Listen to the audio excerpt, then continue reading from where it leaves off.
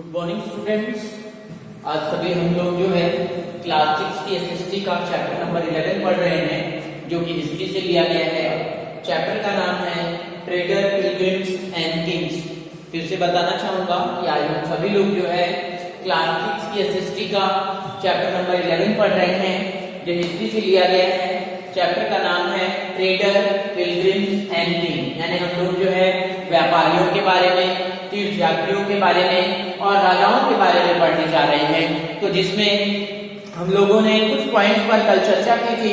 आज की इस वीडियो में हमारे पॉइंट इस प्रकार हैं। पहला पॉइंट है हमारा इंडो ग्रीक, यानी हम लोग सबसे पहले जो है इंडो ग्रीक वंश के शासकों के बारे में पढ़ने जा रहे हैं। दूसरे पार्ट जो है टॉपिक में हम लोग जो है साकाश के बारे में पढ़ेंगे। तीसरा टॉपिक है हमारा कुषाण, यानी हम कुषाण वंश के शासकों के बारे में पढ़ेंगे। कुषाण वंश के शासकों की उपलब्धियों के बारे में इस टॉपिक में हम लोग पढ़ेंगे। इसके बाद हम लोग जो है चेर वंश, चोल वंश और पांड्य वंश के बारे में पढ़ेंगे। इसके बाद हम लोग जो है वो सातवाहनों के बारे में पढ़ेंगे और फिर लास्ट में हम लोग जो है वो भक्ति मूवमेंट के बारे में जानेंगे। तो आज के इस वीडियो में हमारे टॉपिक जो है वो हमारे इंडो ग्रीक हैं, साकाश है, कुषाणा है, चेरा, चोला और पांड्य है, सातवाहना है और भक्ति मूवमेंट के बारे में हम लोग जो है वो पढ़ेंगे। तो चलिए सबसे पहले हम लोग आज जो है वो इंडो ग्रीक वंश के शासकों के बारे में जानते हैं। तो देखेंगे कि अगर हम इंडो ग्रीक वंश के शासकों की बात करें तो इनका जो आधिपत्य था ये आपके उत्तरी पश्चिमी भारत में था और ये लोग जो है दूसरी शताब्दी ईसा पूर्व यहाँ शासन व्यवस्था चलाया करते थे। अगर इनमें सबसे प्रसिद्ध शासक की बात हम करें तो उसका नाम था मिनांडर, और अगर देखेंगे तो उसके शासनकाल में कला का एक विद्यालय खोला गया जिसे गांधार का नाम दिया गया और उसे जो है गांधार कला शैली के नाम से जाना गया। और इस कला शैली में कई मूर्तियों का निर्माण हुआ। उन मूर्तियों में गौतम बुद्ध की मूर्तियां रही, बोधिसत्वों की मूर्तियां रही, जो है ग्रीक वंश के शासकों की विशेषताओं को बताती थी। यानी वो जो स्टैचू होते थे वो बहुत ही अच्छे बनाए जाते थे। कह सकते हैं कि जो इंडो ग्रीक वंश के शासक थे उनके समय में जो कला शैली थी वो काफी उच्च कोटि की थी। इसके अलावा आज हम लोग जो है साक वंश के शासकों के बारे में पढ़ेंगे। तो जो साक वंश के शासक थे वो मध्य एशिया के निवासी थे। अगर देखें तो वो वहां के आदिवासी जनजाति लोग थे। आगे चलकर उन लोगों ने जो है इंडो ग्रीक वंश के शासकों को हटाया और तक्षशिला की अगर हम बात करें, मथुरा की बात करें तो वहां जो है अपना कह सकते हैं कि इनको हटाकर वहां अपनी व्यवस्था को स्थापित किया। इसके अलावा हम देखेंगे तो इनकी जो शासन व्यवस्था थी वो 4वीं शताब्दी ईस्वी में थी और सबसे प्रसिद्ध अगर हम साक वंश के शासक की बात करें तो उसका नाम था रुद्रधामन, जो 130 से 152 ईस्वी में शासन व्यवस्था चलाता था। साथ ही साथ उसकी स्वयं की जो है सेना होती थी और उन सेनाओं की कई उपलब्धियां होती थी और जिनमें देखेंगे तो जूनागढ़ का युद्ध था। यानी जूनागढ़ के शिलालेख में इनकी जानकारी हमें जो है लिखित रूप से प्राप्त होती है, जो 150 ईस्वी की जानकारी हमें जो है वो प्रदान कराती है। तो इस प्रकार से हम जान गए कि जो साक वंश के शासक थे उन्होंने इंडो ग्रीक वंश के शासकों का स्थान ले लिया। आगे हम लोग जो है वो कुषाणों के बारे में जानेंगे कि कुषाण वंश के जो शासक थे उनका किस प्रकार से कार्य चलता था। तो देखेंगे कि साक वंश के शासकों के बाद कुषाण जो है वो गद्दी पर बैठे।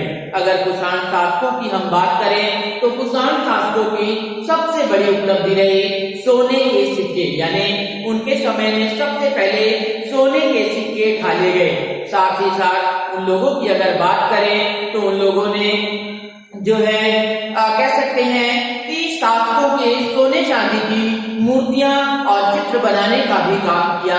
और कुषाण वंश के शासकों की अगर हम बात करें तो इनका व्यापार जो है वो मध्य एशिया के साथ होता था।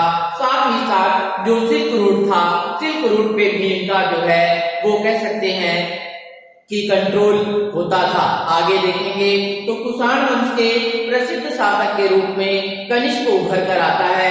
और कुषाण वंश के शासन की बात करें तो कनिष्क के समय में ये अपने चरमोत्कर्ष पर था। और देखेंगे तो उस समय जो कुषाण वंश था वो उत्तर पश्चिम में सांची यानी मध्य प्रदेश तक फैला हुआ था, वाराणसी और उत्तर प्रदेश तक फैला हुआ था। और देखेंगे तो उसकी पहली राजधानी थी पुरुषपुर, जिसे आज हम जो है पेशावर के नाम से जानते हैं। इसके अलावा मथुरा जो है उस समय कुषाण वंश के शासकों का कला का प्रमुख केंद्र था। साथ ही साथ देखेंगे तो ये जो है वो उनकी दूसरी राजधानी थी। और देखेंगे तो कनिष्क के समय में मथुरा में जो विद्यालय खोले गए, कला संबंधित जो विद्यालय खोले गए, वो काफी हद तक यानी काफी मात्रा में जो है वो प्रसिद्ध रहे। साथ ही साथ देखेंगे तो कुछ प्रमुख मूर्तियों का निर्माण, जैसे गौतम बुद्ध की मूर्ति थी, बोधिसत्वों की मूर्ति थी, इनका निर्माण जो है वो कह सकते हैं कि कुषाणों के समय में हुआ। धीरे धीरे कुषाणों की शक्ति जो है वो कम होने लगी। और देखेंगे तो इनको सात्यांश वंश के शासकों ने जो है हटाया। और देखेंगे तो आगे चलकर गांधार कला का विद्यालय और इसके अलावा इंडो ग्रीक वंश के शासकों का जो है शासन व्यवस्था आगे आई। तो इस प्रकार से हमने आज जो है वो कुषाणों के बारे में जाना। और कुषाणों की जो सबसे बड़ी उपलब्धि रही वो थी सोने के सिक्के। आगे हम जो है चेर वंश के शासक, चोल वंश के शासक और पांड्य वंश के शासकों के बारे में पढ़ेंगे। तो जो पांड्य वंश के शासक थे वो मदुरई, जो कि दक्षिण भारत में पड़ता है, मदुरई में शासन व्यवस्था चलाते थे, जो उस समय वहां की राजधानी होती थी। इसके अलावा वहां पर दो बंदरगाह के शहर थे जिनका शासन व्यवस्था चलाई जाती थी, जिनका नाम था तोरकई।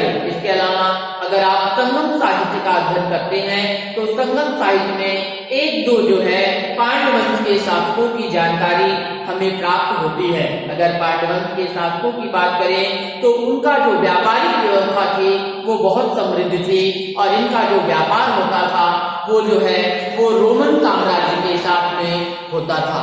इसके अलावा अगर चोल वंश की बात करें तो चोल वंश का शासक जो है वो चोलामंडलम के नाम से जाना जाता था। और देखें तो ये जो है कावेरी नदी के डेल्टा के किनारे स्थित था। और अगर हम उनकी राजधानी की बात करें तो उनकी राजधानी का नाम था उदयपुर। इसके अलावा उनके प्रसिद्ध बंदरगाह की बात करें तो प्रसिद्ध बंदरगाह का नाम था कुहार या कावेरी पट्टनम। इसके अलावा कारिकला जो था वो चोल वंश के शासकों का प्रमुख केंद्र था। इसके अलावा अगर हम चेर वंश की बात करें तो चेर वंश के शासक जो है केरला और तमिलनाडु के भागों में जो है वो शासन चलाते थे।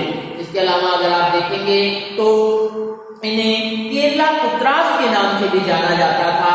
और इनकी जो राजधानी थी उनको वंजी नाम दिया गया है। इसके अलावा मुजरिक जो थी वो वहां का प्रमुख बंदरगाह था, यानी चेर वंश के शासकों का प्रमुख बंदरगाह जो था वो मुजरिक साम्राज्य का था। और देखेंगे तो रोमन वंश के शासकों ने वहां पर शासन व्यवस्था को स्थापित किया। आगे हम लोग जो है वो बात करेंगे सातवाहनों के बारे में, यानी सातवाहन वंश का शासन व्यवस्था कौन चलाता था। तो देखेंगे अगर हम सातवाहनों की बात करें तो सातवाहनों में सबसे प्रमुख देखेंगे तो वो दक्कन साम्राज्य में अपनी शासन व्यवस्था चलाते थे। इसके अलावा इनको आंध्र नाम दिया गया और इनकी राजधानी जो है उसका नाम था प्रतिष्ठना, जो कि महाराष्ट्र में इस समय वर्तमान समय में पड़ता है। इसके अलावा गौतमी पुत्र श्री सतकर्णी जो है इस वंश का प्रमुख शासक रहा। और अगर हम यहाँ के शिलालेखों की बात करें तो नासिक की गुफाओं में इनकी जानकारी हमको प्राप्त होती है। साथ ही साथ हमको ये भी पता चलता है कि शाकों का और पश्चिमी भारत के सातवाहनों के बीच में भी युद्ध हुआ था। अगर हम सातवाहनों को कहें तो उन्हें लॉर्ड ऑफ दक्षिण पथा या दक्षिण पथ का जो है भगवान कहा जाता है। और इनका जो है देखेंगे तो प्रमुख जो है दक्षिण भारत के व्यापारिक केंद्र को खोलने का काम इनका रहा। आगे हम जो है अंतिम पॉइंट की तरफ चलते हैं और अंतिम पॉइंट में हम लोग जो है वो भक्ति मूवमेंट के बारे में बात करते हैं। तो देखेंगे कि जो विचार थे, जो आइडिया था भक्ति का, ये काफी ज्यादा प्रसिद्ध हुआ। आगे चलकर देखेंगे तो भक्ति आंदोलन के आने से लोगों में ईश्वर के प्रति यानी ईश्वर की उपासना के प्रति जो है वो प्रेम सानिध्य आया। इसके अलावा उस समय देखेंगे तो जो लोग होते थे वो जो है सैक्रिफाइसेस में लगे रहते थे। साथ ही साथ उस समय जो समाज था वो देखेंगे तो शैव और वैष्णव में बटा हुआ था। जो हिंदू थे उनको शैव और वैष्णव भागों में बांटा गया। आगे भक्ति मूवमेंट चलाया गया। अगर हम भगवत गीता की बात करें तो उसमें भक्ति के विचार की जानकारी या जानकारी दी जाती है। इसमें देखेंगे तो ऐसा भी माना जाता है कि कोई जो श्रद्धालु है अगर वो सच्चे दिल से या सच्चे हृदय से प्योर हार्ट से जो है अगर पूजा अर्चना करे तो वो जो है कह सकते हैं कि किसी भी फॉर्म में ईश्वर को प्राप्त कर सकता है। और देखेंगे तो जो भक्ति है, भक्ति के माध्यम से जो है वो हमें जो है ईश्वर की प्राप्ति हो सकती है। और भक्ति में देखेंगे तो भक्ति के रास्ते से अच्छी अच्छी पोएट्री, अच्छी अच्छी मूर्तियां और भारत में स्थापत्य कला का जो है तेजी के साथ में विकास हुआ। तो आगे हम लोग जो है एक छोटा सा चेक पॉइंट दिया गया है उसे कर लेते हैं। बोधिसत्वों में होगा आपका जो है वो महायान बुद्धिज्म। कनिष्क की बात करें तो कुषाण शासक है। कारिकला की बात करें तो चोरकिंग और बुद्ध चरित्र की बात करें तो अश्वघोष। आज की इस वीडियो में इतना ही। बाकी आगे अगर किसी भी प्रकार की समस्या होगी तो कमेंट के माध्यम से जरूर पूछेंगे। धन्यवाद।